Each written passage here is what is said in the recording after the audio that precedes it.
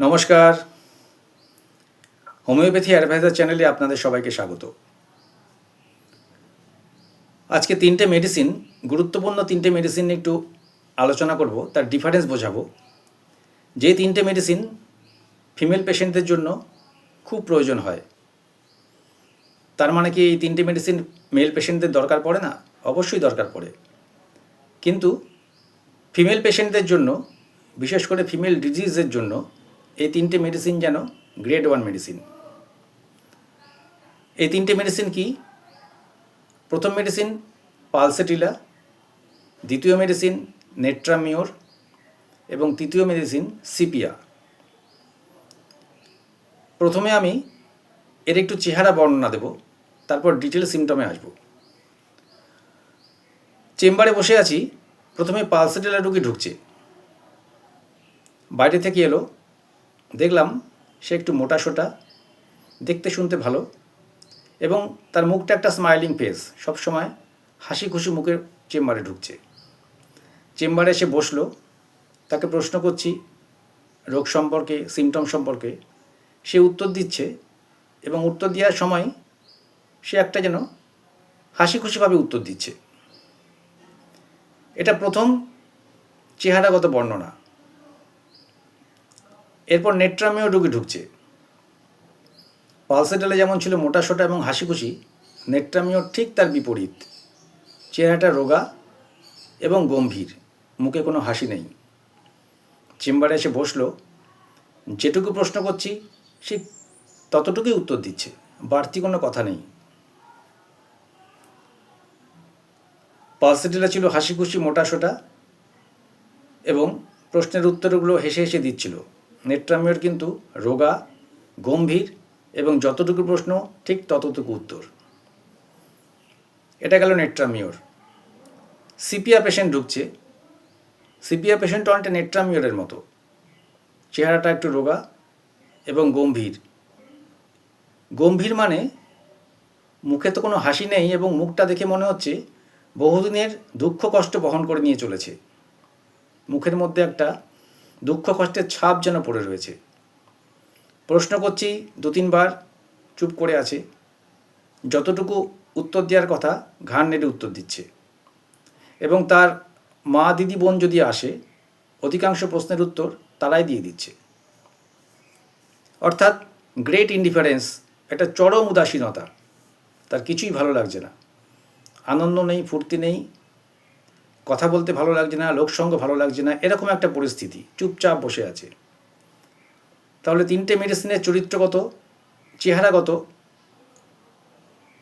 মিলটা বোঝাতে পারলাম। এরপরে আমি ডিটেলে আসছি, অর্থাৎ আরও ডিটেলে সিমটম নিয়ে কিভাবে এদেরকে আলাদা আলাদা করব। পালসেটিলা রুগী গরম কাতর, অর্থাৎ গরম সে সহ্য করতে পারে না। নেট্রামিও রুগীও গরম কাতর, গরম সহ্য করতে পারে না। কিন্তু সিপিয়া রোগী শীত কাতর, শীত সহ্য করতে পারে না। পালসেটিলা একটু মাইল্ড প্রকৃতির, আগেই বলেছি হাসি খুশি, তার রাগ নেই একদম। নেট্রামিওরের সাংঘাতিক রাগ এবং রেগে গেলে সহজে রাগটা কমে না। রাগের সময় যদি তাকে কেউ কিছু বোঝাতে আসলো, রাগটা যেন আরও বেড়ে যায়। সিপিয়া রোগীরও রাগ আছে। পালসেটিলা অল্পেতেই চোখ দিয়ে জল বেরোয়, কিন্তু পালসেটিলা রোগীকে কেউ যদি বকাঝোকা করে, সে কিন্তু উল্টে তার সাথে তর্ক করবে না। সে চুপচাপ তার বকা শুনবে এবং অঝরে চোখ দিয়ে জল বেরিয়ে যাবে। নেট্রামিওর ঠিক তার উল্টো। নেট্রামিওরকে যদি কেউ বকাঝোকা করে, উল্টে নেট্রামিওর রোগীর চোখ দিয়ে জল বেরোবে, কিন্তু তর্ক করতে শুরু করবে তার সাথে, কিছুতেই ছাড়বে না। সিপিয়া রোগীও রাগ আছে এবং তারও চোখ দিয়ে জল বেরোয়, কিন্তু সে অতটা তর্ক করবে, কিন্তু অতটা তর্ক করবে না যেটা নেট্রামিওর করে। পালসেটিলার রেড লাইন সিমটম, যেটা ছাড়া পালসেটিলা হতেই পারে না, সেটা হচ্ছে থার্স্টলেস এবং টাং ড্রাই, অর্থাৎ জল পিপাসা একদম থাকবে না। জিভটা তার একদম শুকনো থাকবে, জিভ খটখটে শুকনো এবং জল পিপাসা নেই। এটা কিন্তু পালসেটিলার রেড লাইন সিমটম। এটা বাদ দিয়ে পালসেটিলা হতে পারে না। জিভ শুকনো, আমরা জানি জিভ শুকনো থাকলে জল তেষ্টা পায়, কিন্তু পালসেটিলা জিভ শুকনো কিন্তু জল তেষ্টা পায় না। প্রচুর পেশেন্ট পাই। নেট্রামিওর রোগীর প্রচুর জল পিপাসা, দিনের মধ্যে প্রচুর জল খায়। সিপিআর রোগীও জল তেষ্টাটা খুব মাইল্ড, খুব যে সাংঘাতিক সেটা বলা যাবে না। পালসেটিলা কী খেতে ভালোবাসে? টক ঝাল খেতে পালসেটিলা খুব ভালোবাসে। নেট্রামিওর তেতো খেতে খুব ভালোবাসে এবং লবণ খেতে ভালোবাসে। ভাত পাতে তার লবণ লাগবেই লাগবে। এক একটা বাচ্চা আসে, তার মা বলে, ডাক্তারবাবু ও না রান্নাঘর থেকে লবণ চুরি করে খায়।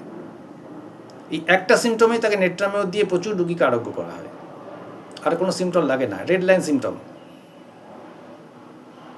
একটা বাচ্চা কেন লবণ খাবে এবং রান্নাঘরে গিয়ে কাউকে না বলে লবণ নিয়ে খাচ্ছে? এগুলো কিন্তু হোমিওপ্যাথিকে ডিফারেন্স করে দেয়। সিপিআর রুগী অতটা লবণ খেতে চায় না। পালসেটিলা দুধ সহ্য করতে পারে না, দুধ খেতে পছন্দ করে না। নেট্রামিও দুধ খেতে ভালোবাসে এবং সিপিআর রুগীও দুধ সহ্য হয় না এবং দুধ খেলে ডায়রিয়া হয়ে যায়। পালসেটিলা রুগীর দেহটা সবসময় গরম থাকে, কিন্তু তা সত্ত্বেও স্নান করতে ভালোবাসে না। নেট্রামিও রুগী সারাদিনে প্রচুর স্নান করেন এবং বিশেষ করে গরমকালে 3-4 বার স্নান করবে। সিপিআর রুগীও কিন্তু স্নানে অনিচ্ছা, স্নান করতে চায় না। কিন্তু পালসেটিলার সাথে সিপিআর অনেকটা মিল থাকে, কিন্তু পালসেটিলা কিন্তু গরম কাতর, সিপিআর শীত কাতর। পালসেটিলা মোটাসোটা হাসি খুশি, সিপিআর পুরো ইনডিফারেন্স এবং রোগা, উদাসীনতা, চরম উদাসীনতা। এখানে ডিফারেন্স করতে হবে। এবার মেনস্ট্রুয়াল যে সিমটমগুলো, পালসেটিলার খুব গুরুত্বপূর্ণ সিমটম যে মেনার্কি, অর্থাৎ প্রথম যে মেয়েদের পিরিয়ডটা হয় সেটা খুব লেটে হয় এবং তারপরে পিরিয়ডটা খুব স্ক্যান্টি থাকে, খুব কম পরিমাণে হয় এবং পিরিয়ডের সময় সাংঘাতিক ডিসমেনোরিয়া থাকে, পেটে ব্যথা হয়, ছটফট করতে থাকে। নেট্রামিওরের মেনস্ট্রুয়াল সিমটম ইরেগুলার মিন্স হয়, কোনো মাসে হচ্ছে, কোনো মাসে হচ্ছে না, কোনো মাসে বেশি হচ্ছে, কোনো মাসে কম হচ্ছে, কোনো মাসে এগিয়ে যাচ্ছে, কোনো মাসে পিছিয়ে যাচ্ছে, এরকম ইরেগুলার। সিপিআর রোগীও মেনস্ট্রুয়ালের সময় লিউকোরিয়া থাকে, অর্থাৎ সাদা স্রাব থাকে। এটা কিন্তু একটা রেড লাইন সিমটম। ঠিক পিরিয়ডটা শুরু হওয়ার আগেই সিপিআর রোগীর লিউকোরিয়া শুরু হয়ে যায়। প্রধানত এইগুলোই কিন্তু এই 3টে মেডিসিনের রেড লাইন সিমটম। এগুলো যদি কেস হিস্ট্রিতে পাওয়া যায় তাহলে যে কোনো রোগে, যদি বিশেষ করে ক্রনিক ডিজিজে এই 3টে মেডিসিন প্রয়োগ করা হয় তাহলে কিন্তু ম্যাজিকের মতো কাজ করে। কিন্তু আমাদের আগে ডিফারেন্স করতে হবে। আমরা চট করে রোগ হয়েছে বলে এই ওষুধ দিলাম তাহলে কিন্তু কমবে না। হোমিওপ্যাথি পুরোটাই symptom oriented treatment, totality oriented treatment. কাকে কোন মেডিসিন দেবো, যেমন আমি বললাম একটা বাচ্চা রান্নাঘরে গিয়ে লবণ চুরি করে খাচ্ছে, আর কোনো সিমটমের দরকার পড়ে না, ওই একটা সিমটম রেড লাইন করে দিল যে একে নেট্রামিও দিতে হবে। এরকম আমি 2টো পেশেন্ট পেয়েছিলাম যে তার মা এসে বলছে রান্নাঘর থেকে লবণ চুরি করে খাচ্ছে, চোখ বুঝে নেট্রামিওর, আর কোনো সিমটম দেখার দরকার নেই। এগুলো হচ্ছে একদম পিকুলিয়ার সিমটম, অস্বাভাবিক সিমটম, যেগুলো সাধারণত দেখা যায় না। বাচ্চা রসগোল্লা খেতে পারে কিন্তু লবণ কেন খাবে? এখানেই তো একটা অদ্ভুত প্রকৃতির ব্যাপার ধরছে। এখানেই ওই মেডিসিন নেট্রামিওর দিলেই কিন্তু সে সুস্থ হয়ে যাবে। সুতরাং প্রতিটি মেডিসিনের প্রতিটি আলাদা আলাদা চিত্র পাওয়া যায়। বিশেষ করে এক একটা মেডিসিনের চেহারাগত চিত্র, যাকে বলে ফেস দেখেই বোঝা যায় সে কোন মেডিসিন পড়ছে। এরপর আমি যে ডিটেলগুলো বললাম এই ডিটেলগুলো নিয়ে আরও জাস্টিফাই করা হয় যে মেডিসিনটা তার পক্ষে দেওয়া যাবে কি যাবে না।